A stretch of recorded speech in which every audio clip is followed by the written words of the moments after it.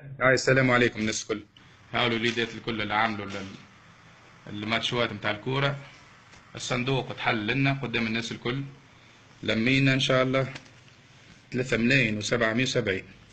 بالنسبة لبوها قال عنده في الكلينيك 4,785، وعنده في الدار 7,500. معناتها توا بإذن الله وصلنا 16 مليون، وبإذن الله مش نلقاو فلوس أخرى، لأنه غدوة مش يمشي للبنكة ويجيب لنا اكستري من الجماعة اللي في الخارج بعثوا له فلوس، ومش يجيب لنا اكستري من الكلينيك باش نعرفوا بالضبط معناتها المونطون بإذن الله فايت.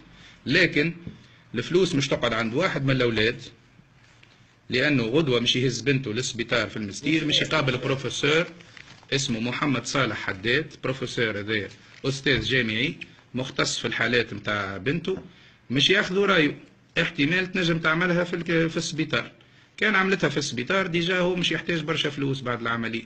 هون الفليسات يردها على روحه ويردها على بنته، وبارك الله في كل إنسان ساهم ودفع حتى دينار. وإن شاء الله ديما هيك.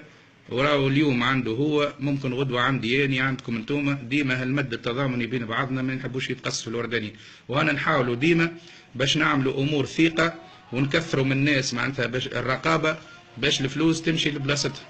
وبارك الله فيكم الناس كل.